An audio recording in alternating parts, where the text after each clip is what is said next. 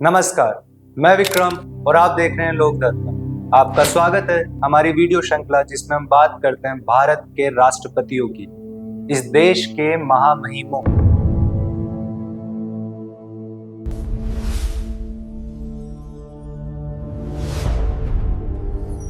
10 दिसंबर 1975 एक कार्टून छपता है।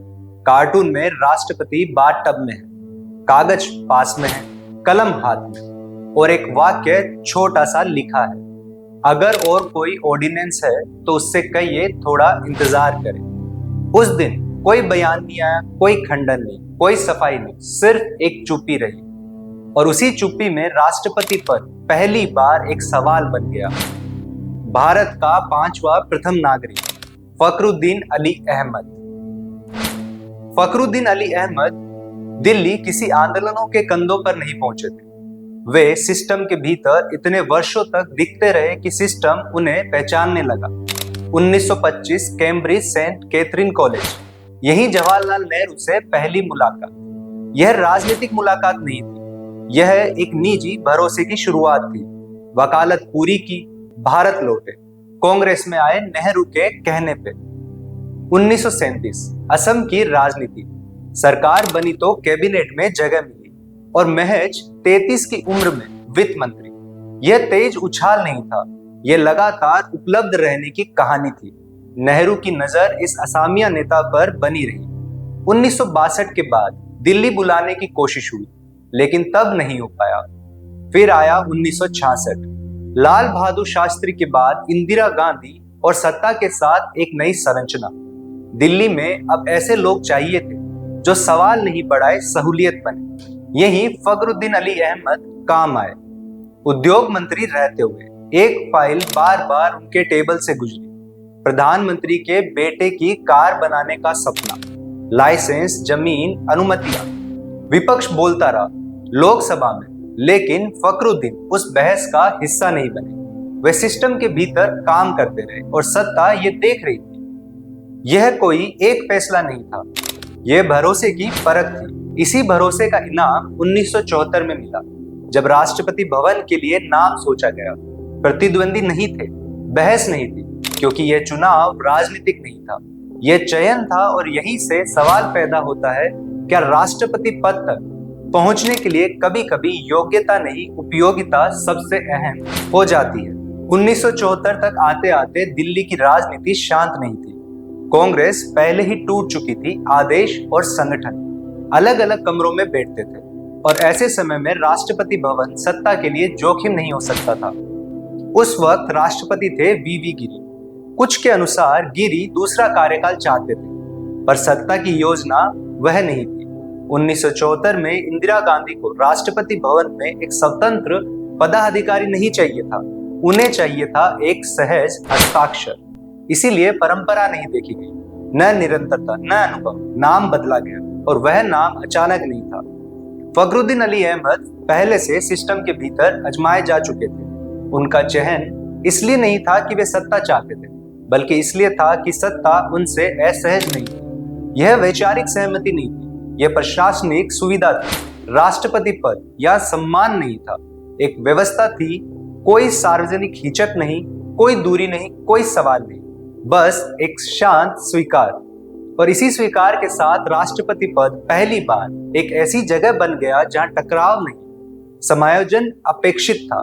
यह कूटनीति नहीं थी, यह पूर्व योजना थी। राष्ट्रपति बनने के बाद फखरुद्दीन अली अहमद किसी सत्ता केंद्र में नहीं बैठे, वह राष्ट्रपति भवन में थे और सत्ता धीरे धीरे उस इमारत से दूर खिसक चुकी थी। 1976 का दिल्ली शहर को सुंदर बनाया जा रहा था। निर्णय कागजों से नहीं, इशारों से निकल रहे थे, और वे इशारे कहीं और से आते थे। तुर्कमान गेट, रात का समय बुलडोजर, और कुछ ही घंटों में हजारों घर मलबे में बदल दिए गए। लोग उठाए गए, उनकी बस्तियां झुग्गी कहलाकर मिटा दी गई और उन्हें यमुना के खादर के टीन की छतों के नीचे फेंक दिया गया। इस कार्यवाही की खबर राष्ट्रपति भवन पहुंची। समाज सेवी आए, नागरिक आए, उन्होंने देश के संवैधानिक प्रमुख से रोक की उम्मीद की और राष्ट्रपति ने कोई आदेश नहीं दिया। उन्होंने कहा, यह लड़का कांग्रेस का बंटाधार करेगा। फिर एक और वाक्य जो उस कुर्सी की सीमा खोल देता है, आप लोग बड़ी हवेली क्यों नहीं जाते? आपको तो पता है इस मामले में मेरे हाथ बंधे हैं।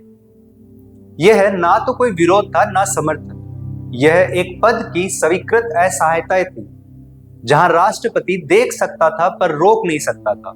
इसी दौर में दिल्ली में एक नया जुमला चल पड़ा। कहा जाने लगा, सरकार अब पीएमओ से नहीं पीएमएच से चलती है, प्रधानमंत्री का घर, जहां फैसले तय होते थे और राष्ट्रपति भवन उन फैसलों का अंतिम पड़ाव बनता जा रहा था। इसी दौरान एक और प्रसंग सामने आया। संजय गांधी एक नई पत्रिका शुरू करना चाहते थे। नाम तय था सूर्या। लॉन्चिंग अंक के लिए राष्ट्रपति से कुछ पंक्तियां मांगी गई। फखरुद्दीन अली अहमद ने इनकार कर दिया। कोई बयान नहीं, कोई सार्वजनिक असहमति नहीं, बस एक सीमित दूरी। इसके बाद कहा जाता है संजय गांधी सार्वजनिक रूप से राष्ट्रपति के लिए कठोर शब्दों का इस्तेमाल करने लगे। फखरुद्दीन अली अहमद ने इस पर कोई प्रतिक्रिया नहीं दी। उन्होंने प्रधानमंत्री से इस व्यवहार की सूचना दी। माफी आई, लेकिन व्यवस्था जैसी चल रही थी वैसी चलती रही और यही राष्ट्रपति पद की वास्तविकता स्थिति स्पष्ट हो जाती है, जहां व्यक्ति असहज हो सकता है लेकिन पद अपने दायरे से बाहर नहीं जा सकता। राष्ट्रपति पद अक्सर शांत दिखता है, लेकिन कभी कभी यह कुर्सी एक ऐसे क्षण से टकराती है जहां चुप रहना भी एक निर्णय बन जाता है। जून 1975 इलाहाबाद हाईकोर्ट कमरा नंबर 24 एक फैसला सुनाया गया। 1971 के लोकसभा चुनाव पर प्रधानमंत्री के निर्वाचन को अमान्य ठहराया गया। 3 हफ्तों की मोहलत दी गई ऊपरी अदालत जाने के लिए। यह फैसला सिर्फ कानूनी नहीं था, यह सत्ता की वैधता पर सीधा सवाल था। देश में पहले से जेपी के आंदोलन चल रहे थे, सड़कों पर नारे थे और सत्ता के भीतर अधीरता। सुप्रीम कोर्ट से आंशिक राहत मिली, प्रधानमंत्री पद बना रहा, लेकिन संसद में मतदान का अधिकार नहीं। और इसी मोड़ पर एक रात राष्ट्रपति भवन पहुंचा एक मसौदा। कहा गया देश में आपात स्थिति घोषित करनी है, दस्तखत चाहिए। कैबिनेट की बैठक उनसे पहले नहीं हुई थी। फखरुद्दीन अली अहमद ने कोई सार्वजनिक प्रश्न नहीं उठाया, दस्तखत हो गए और उसी दस्तखत के साथ राष्ट्रपति पद एक नए अर्थ में दिखने लगा। इसके बाद फैसले एक एक करके आते गए, ऑर्डिनेंस, संशोधन और नए कानून। 9वीं अनुसूची में राष्ट्रपति भवन किसी को रोक नहीं पाए।